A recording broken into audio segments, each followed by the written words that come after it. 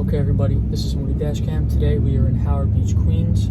We're going to be talking about Chris Castellano getting murdered outside of his house in 2010. No relation to Paul Castellano as far as I know. Either way, we're going to be talking about a global drug trafficking ring in this video. So let's flip this around and get into it. Alright, don't forget to follow me on Instagram at mooneydashcam, and please leave suggestions for future videos in the comments. I very much appreciate that. Also, hit the notification bell so you can see when I post videos. You get to see my videos quicker, and it helps me out. Alright, we're talking about Chris Castellano, 49 years old when this all went down. The corner that we're going to is 151st Avenue and 79th Street in the Lindenwood section of Howard Beach. More of a townhouse apartment area, when Howard Beach is more of a single family homes. It's a section, it's a little bit north over the Bell Parkway.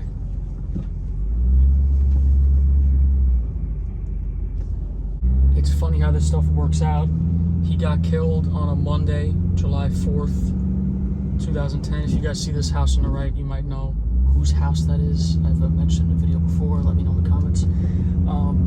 July 4th, 2010 on a Monday, and this will be released on July 4th on a Monday. Pretty interesting. Alright, let's get into a little bit of a backstory on him. My sources say, yes, you heard that right, my sources say that Chris was very big into smoking cigars. He was a very tough guy. He did not take shit from anybody. He was muscular, very into working out. He actually had a hairpiece, did not like if you mentioned it. He wore a bandana when he was in the gym. He also owned a topless bar in Queens on Queens Boulevard called Crystals. He was a very knockaround guy. From what I understand, he was never officially involved with any family, but knew a bunch of wise guys and had a lot of respect, and no one really messed with him because he was a little bit of a crazy guy. So you never knew if you messed with him what would come of it. Look at the sky right now, people. Where do you get to see it? For a little bit of more context on this video, watch my last video on the mafia drug business. The Gigliotti's drug business ran out of a family-owned pizzeria, international drug business. This is even crazier, but that has to do with this video. So if you want some context, go hit my in my description, or just my last video. 2 videos ago at this point, sorry. So Chris ends up getting involved in the drug business with an Italian guy from Italy named Giulio Sciarippa. Now I know there's Steve Sciarippa from The Sopranos, who was connected when he was in New York. I'm not exactly sure. I don't think they're related because this guy is from Italy. Either way, they're involved in the drug business together. Now, what they don't realize is that they just involved themselves into an ongoing investigation following drug traffickers between the Mexican cartel, the Gulf Cartel, and the organized crime group, one of the biggest organized crime groups in the world, the Ndrangheta family, Ndrangheta, that's how I think it's pronounced, please correct me. One of the biggest cartels and one of the biggest organized crime groups in the world. So, not the best thing to put yourself in between. A good way to make a lot of money, but not the best way to get that done. So what they would do is Chris and Giulio would buy a kilo of coke in New York off of some supplier. I'm assuming the Gigliotti's, because they had a lot of coke in Corona, Queens at their pizzeria. They buy it for about $30,000, and then Giulio would go to Italy and sell it for about $50,000. So you get 20 grand a pop flying over. I don't know how much they were transporting at once, what the situation was exactly, but they were making some decent money. Now, assuming that they dealt with the Gigliotti's in Corona, only a few blocks away from the Parkside restaurant owned by the Genovese captain Anthony Tough Tony Federici, one would only think that they knew each other. I don't exactly know if they knew each other. Alright, we're only a couple minutes away here from the house where Chris was killed in front of his own house. So this ongoing investigation is called Project Reckoning. This all comes crashing down September 16th, 2008. when 175 people in the US and Italy get arrested in connection with the drug trafficking and much more. Kidnapping and attempted murder were among the charges that were slapped on. I mean, there's a lot of people involved, so they weren't slapped on Julio or Chris, but a lot of charges were involved in this. In total, the 15-month investigation led to over $60 million being seized and over 40 tons of drugs being seized. I'll give you a little bit of a breakdown of what was actually taken in this investigation.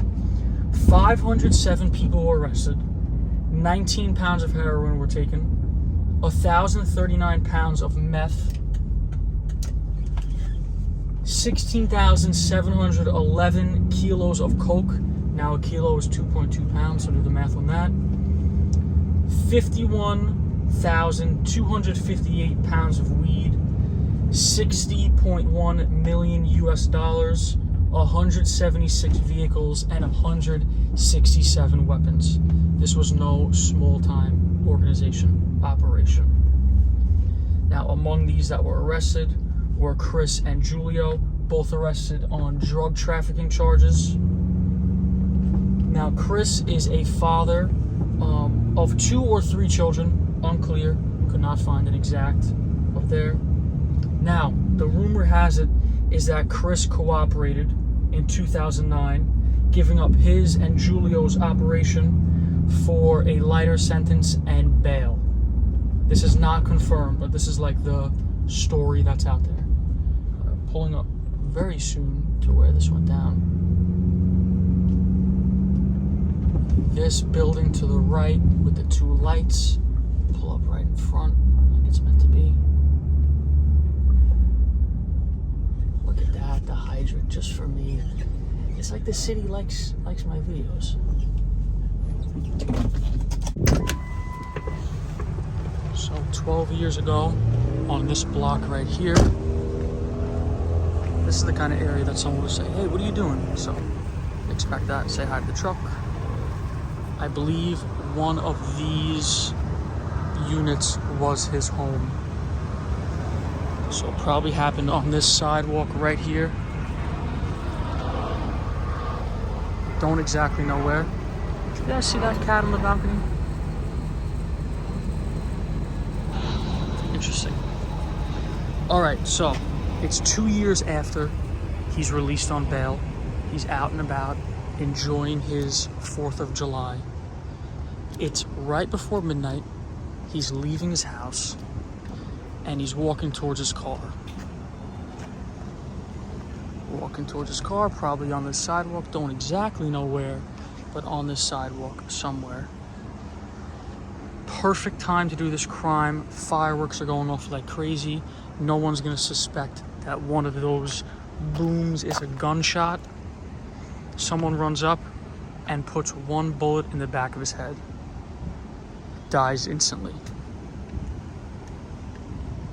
Kind of a perfect situation. The murder happened at exactly 11:56. To this day, it is still unsolved. Whoa. Fireworks. What are the odds of that? I'm filming this on a Wednesday night. We gotta catch these fireworks going off. Because that wasn't a little firework, if you can see it over that building. You see the little smoke puff from it? Who knows if we'll get another like that. Alright, back to the truck.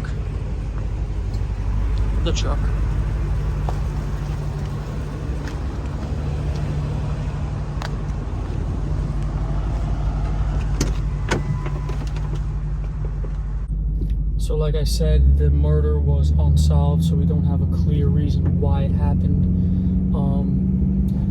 I have a couple theories. One is if he cooperated, of course, that gets most people killed. But if he didn't cooperate, we've seen this time and time again in the mafia. One of the most known cases is Roy DeMeo. When someone is a little bit too crazy and a little bit too much of a liability, the mob takes them out. It's kind of a common thing. Don't know if this is the case, of course. This is still unsolved 12 years later. It's kind of crazy. Oh, before I end this video, I wanted to shout out an officer. So I'm driving in Queens one day, and I see a police van behind me. It's a Chevy Express van. I believe it might have been a Ford, but I think it was a Chevy. And it's behind me, and normally they don't pull people over. They like move police officers around the city. So the lights go on and the sirens, and I'm like, what's going on? The sirens don't go on, but he's like whooping the sirens, if you know, you know. And I'm like, no way I'm getting pulled over right now. I'm not doing anything wrong. So then I'm in traffic waiting, and he's behind me with the lights on. I'm like, am I really getting pulled over? So the officer gets out of the car, and I'm looking in my rear view, and I see him walk up, and I'm like, no way. Walking right next to my truck. I think maybe he'll go to the bus to the side of me. He doesn't. Knocks on my window. I roll the window down. I go, yes, officer. He goes, are you Mooney Dashcam? I was like, no way. I said, yes, I am, of course. He was very appreciative that he saw me. He's like, I spotted the truck. I had to say hi, watch your videos. I thought it was very cool. I thought you guys would appreciate that, because I know you liked when that person recognized me in the video, whatever, the recent video. All right, either way, hope you guys enjoyed this one. Kind of a crazy one, kind of an unusual one. Either way, hope you enjoyed. I will see you in the next one.